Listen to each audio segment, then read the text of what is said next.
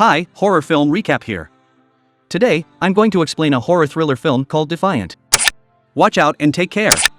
The country has been in a state of turmoil for a few years. Exceptional people from all over the world are encouraged to arrest criminals in exchange for reward money. And one of them happens to be Blind Chang, who trades his life for money and is famous as a ghost killer. One day, Blind Chang is in the gambling house, constantly winning bets. The house is run by Fong, a cunning and ruthless owner of the joint. He and his staff could not let this blind man walk away with all the winning money, so they follow him. But Blind Chang is no ordinary person, as he possesses extraordinary skills. Even though they attack him together, he defeats all of them in no time. As they lie down in defeat, Blind Chang asks Fong about the whereabouts of Nin. Defiant is a movie about a blind swordsman with extraordinary battle skills. When he meets Nin, an innocent girl who has been humiliated and had her life destroyed, he vows not to intervene. But, as he becomes involved in a dark dispute, Chang is forced to embark on a bloody path to seek revenge and justice. Let's see how the story unfolds. A month ago, Blind Chang meets a 19-year-old winemaker named Nin in Liangcheng. Chang is allured by the sweet smell of wine drifting from the wine jars and asks her to sell some of her wine to him. She refuses by saying that the wine is specially prepared for her guests at her wedding. But Nin tells him that he can have some free wine later if he stays for her wedding party. Just when she is about to take his horse to a stable, a sack falls off the horse's back. Nin is startled to find a live body in it. Showing her the criminal wanted poster, Chang tells her that the person is an arsonist and that he has captured him for the reward money. Later that day, Wulong, the groom, is heartily welcomed by the people. During the ceremony, Nin's brother, Nijun, arrives at the scene. She introduces him to Wulong, but with a scary demeanor, Nijun threatens Wulong and the guests, saying he would kill Wulong if anyone dares to bully his sister. As a result of this commotion, the guests excuse themselves from the party, and the only one remaining is Blind Chang. For some reason, he does not seem to be intimidated by Nijun's words. Nevertheless, Chang walks away with a jar of wine towards the stable where he spends that night. In the dead of the night, Chang wakes up and walks toward Nin's house with his cane. He locates a few wine jars lying on the ground, and besides that, he also finds some dead bodies. So, he cautiously walks into the house, only to find a scruffy Nin lying on top of the table. Nin then explains to him the events that happened after Chang left. She says that earlier that evening, Ing, Fong, and some other people have come to hunt down Nijun. Turns out Nijun was in charge of an important mission of taking out pearls from the coffin for Ing, but the ruthless Ing killed all of his fellow laborers after the work was done, so to save his life, Nijun ran away. Not only did they kill Nijun and Wulong, Ing even dragged Nin inside the house and physically assaulted her. When Chang is on his way the next day, Officer Gao and some other officers notice the sack on the back of his horse. They follow him and question him about the person in the sack. Chang introduces himself as the ghost killer of Dali Temple,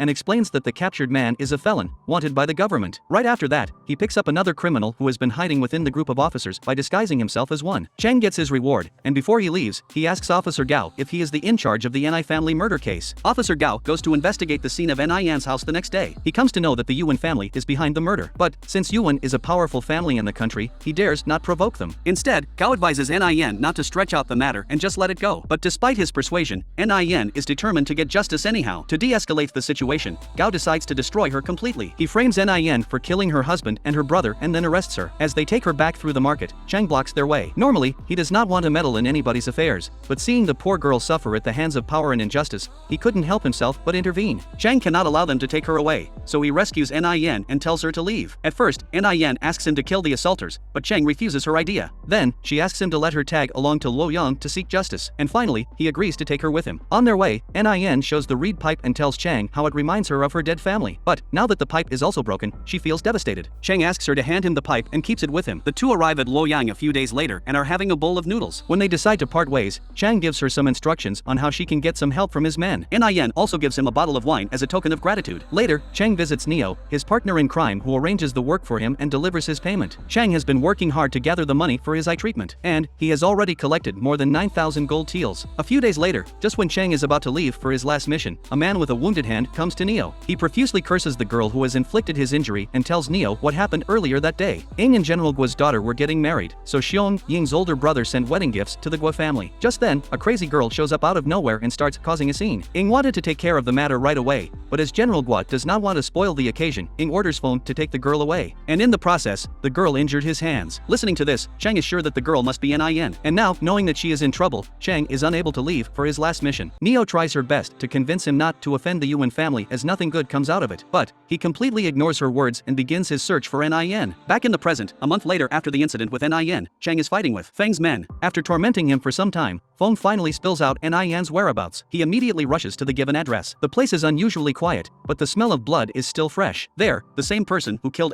Jun attacks him. But the man is no match for Chang, and eventually, he gets his head served. Later on, Chang finds Yan held in a cage with a lock pierced through her hands. Since Yan needs medical attention, he takes her to Neo's place for treatment. Realizing that he might put Neo in trouble, Chang tells her to leave the city with Yan and forget about him. But she refuses to leave his side, and instead, she tells him that Yan is not worth his endeavor. Chang feels bad for Yan since she had to go through difficult times at such a young age. Even though they have seen many unfair things in their life, Chang wants to give her the life she deserves and fight against the unjust. Eventually, he convinces Neo to leave the city. Before sending them away, he hands over Yan to Neo's care and tells her that he will avenge the death of Yan's family. Then, Chang goes back to Neo's place where Feng is being held and asks him why he killed Jun. Feng tells him that Yuaning desired to give his fiancée a luminous pearl that was only found inside the tomb of the Han dynasty, and to keep it a secret, Ying had to kill everyone who knew about this. When Chang asks him about the whereabouts of General Gua, Feng reveals that Xiong has arranged a tavern for General Gua's stay and offers to take him there. Unfortunately for him, Chang has no intention to let him live. Therefore, he makes an arrangement in such a way that when the door is pried open, the metal wire cuts right through his neck. On the other hand, after learning about Feng's situation, Yuaning arrives at the place and opens the door, which kills Feng immediately. Furious with this, Ying considers this to be a declaration of war against his family and instructs his people to search for Chang and Neo. Somewhere in the woods, after Yan regains her health, Neo decides to return back to Chang. When Yan asks her why Chang is helping her, Neo tells her that he simply does not want her to end up like him. Unfortunately, on her way back,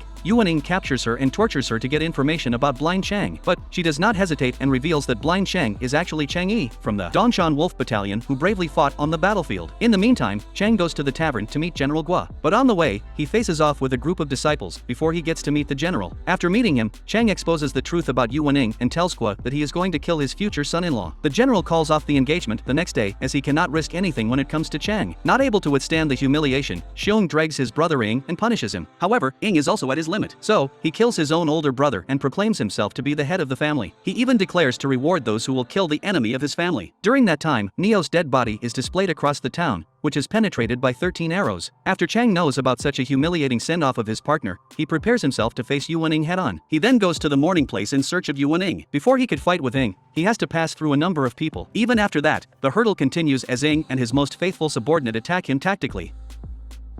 With swift movements, Ying shoots arrows at Chang. Just when Ying let his guard down and appears a little close, he is caught by Chang, who cuts his foot off. In the end, to avenge his dear friend Neo, Chang does not hesitate to stab Yuaning in his chest. Just then, his faithful horse is there to pick him up,